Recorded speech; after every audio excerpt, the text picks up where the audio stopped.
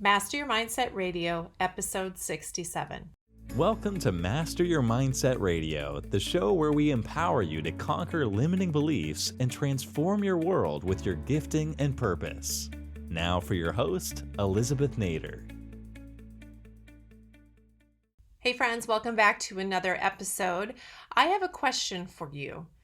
Are you uncomfortable not wearing a mask at home, around loved ones, around your closest friends and family? Are you uncomfortable not wearing a mask around them? Now, I can feel people getting nervous. They think I jumped into the mask debate. After all, it's 2020. And one of the major topics of 2020 is to mask or not to mask. But that's not what I'm talking about. I am talking about an emotional mask. I'm not referring to a pandemic or a face covering. I'm talking to you about wearing an emotional mask.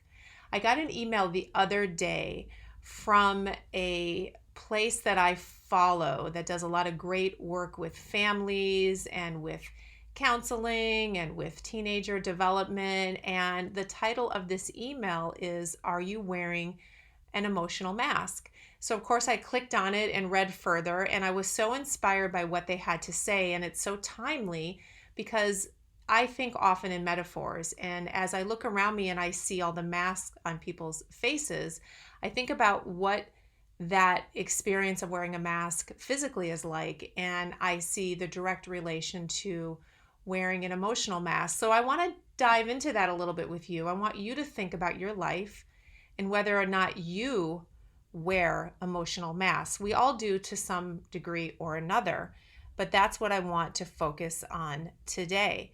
Now, in general, a mask, the wearing of a mask, whether it's physical or virtual, but let's go with the physical one for a minute. What is it meant to do? It's meant to protect.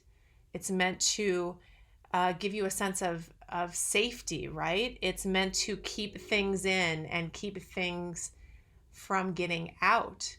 The physical aspects of a mask are much the same as the emotional qualities of wearing an emotional mask. Very, very similar. As I look around me at people wearing masks now during this pandemic, I'm sure you will agree that it's hard to hear people. It's hard to understand people. You don't really understand them well when they're speaking through a mask. And it's hard to recognize people for who they really are. In fact, it's kind of shocking when someone takes their mask off and you see them fully for the first time. They're not at all maybe the way you thought they were. They look completely different. It's amazing how a physical mask changes the way people look. You can even run into someone you know well and not immediately recognize them because the physical mask changes so much about them. It conceals enough to make them seem different because it's really concealing their way of communicating. Their main way of communicating through their speech is a little different, right? Through their smile, through their frowns, through their emotions that we see in their mouth. That is harder to connect with when someone's wearing a physical mask. And we're all learning that a lot right now. I think an emotional mask is the same, frankly. We wear an emotional mask because we feel that it will make us safe. And we're going to talk about why. We think that it gives us some level of protection. We usually wear an emotional mask to conceal something, and we do that by portraying a different emotion. So it's usually to conceal a negative emotion that's real, a negative feeling that's real, or a fear. And we try to conceal that with something that's fake, something that we've created so that we can feel safe, as though we don't have to reveal our true self. So masks conceal, they hide, they are supposed to protect. We think they're going to protect us. They mute us and they hide us. A physical mask as well as an emotional mask. But today we're going to talk about the dangers of emotional masks because really that is about your mindset. It's right within the sweet spot of what we talk about. And it's something that I think if you really stop and consider it, you'll find that in your life, there are areas where you may put on emotional masks. And I want you to think today about what life would be like if you took those masks off. So what kind of masks do we have a tendency to wear? Well, they're driven by some fear. They're not driven by faith. An emotional mask has its roots always in fear because it stands to put a barrier between the real world and the real self. It stands as a barrier that we think makes us safe. And of course, we only need that because we have some sort of fear operating in our life. So if you wear, for example, if you were to feel, for example, insecure, you may wear a mask of name dropping. You ever met someone like that that's constantly dropping names and constantly trying to prove that they're well connected? But the truth is they do that. That's a mask they're wearing because they're insecure. You may be unsure of your own power and you wear the mask of being a bully. We all really know when you stop and think about it that bullies are actually the most insecure people, aren't they? They just put on that mask of being a bully. If you're not certain that you're loved, if you're not sure about that, you may often put on a mask of anger to completely hide that fear that you don't feel truly loved. If you see yourself as a failure, you may wear the mask of criticism and judgment to cover that up, to almost put yourself out there as though you are a perfectionist and that it's everyone else's fault. But the truth is that you feel like a failure, but your mask is criticism and judgment.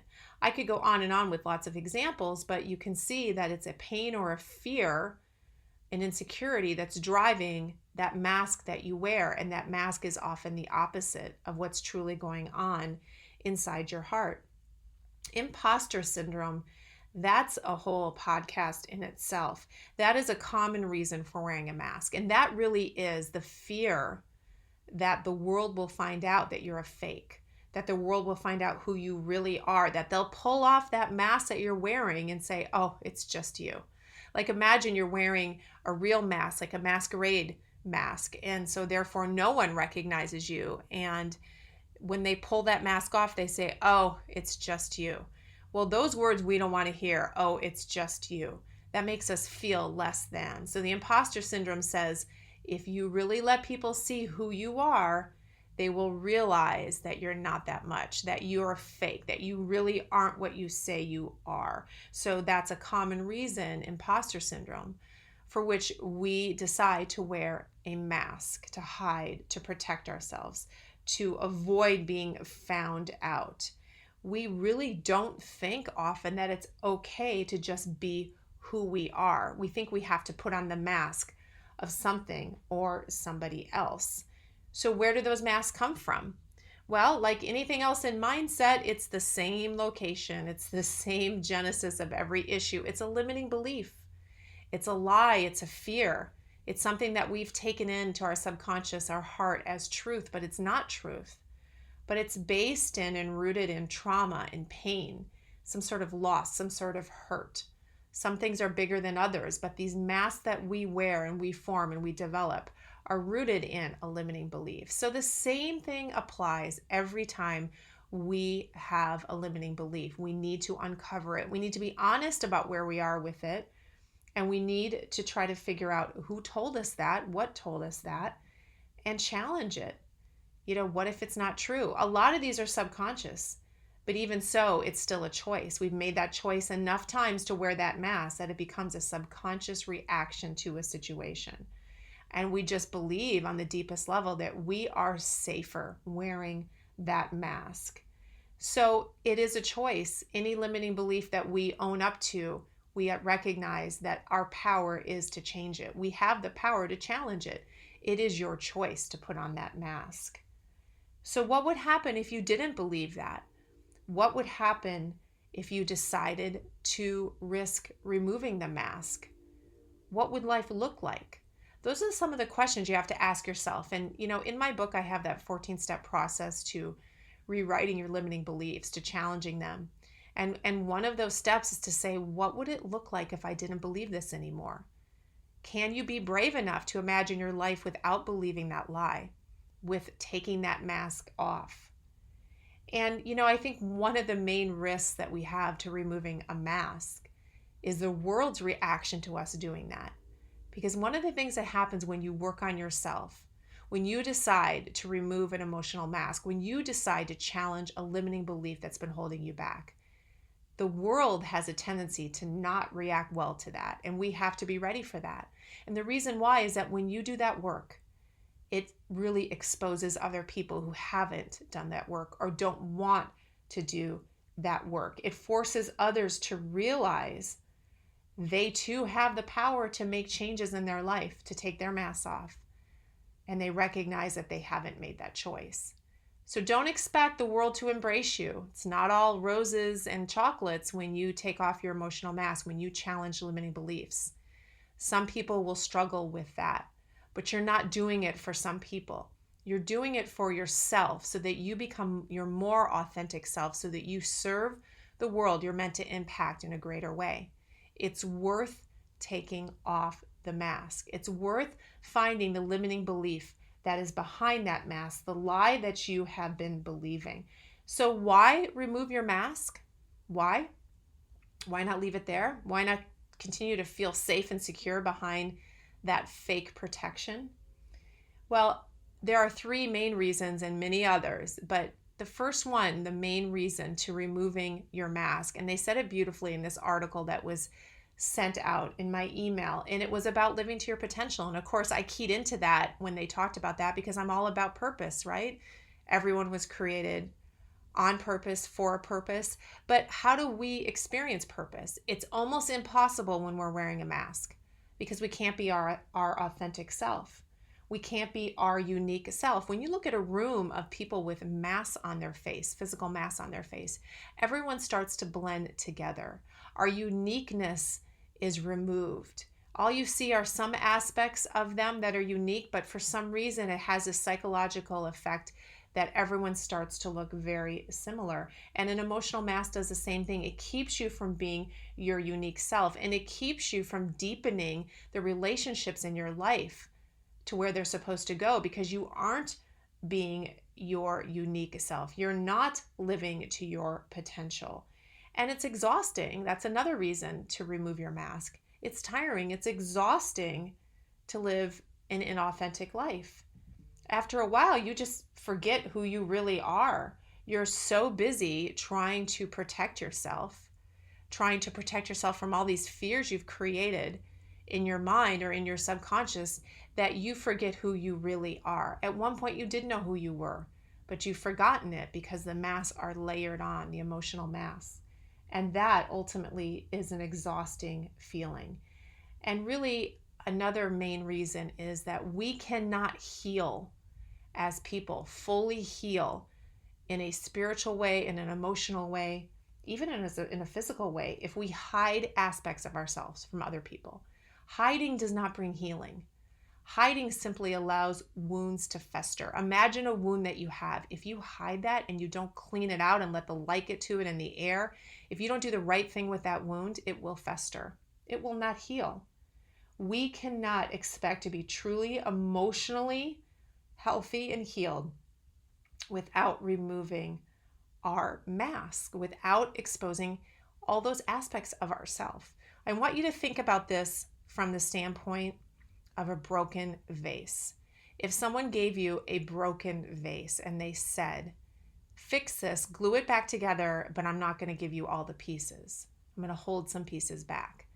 You can't do that. You can't fix that vase. You can't glue it back together. You need all the pieces to glue it back together. You need all the pieces to truly fix it. And the same is true of our emotional selves. You have to be willing to let all aspects of yourself be healed. And wearing emotional masks means you can't do that. I heard a pastor, actually read it. I didn't hear it. I read a quote from a pastor in Indiana who said, masks make shallow what God has intended to be deep.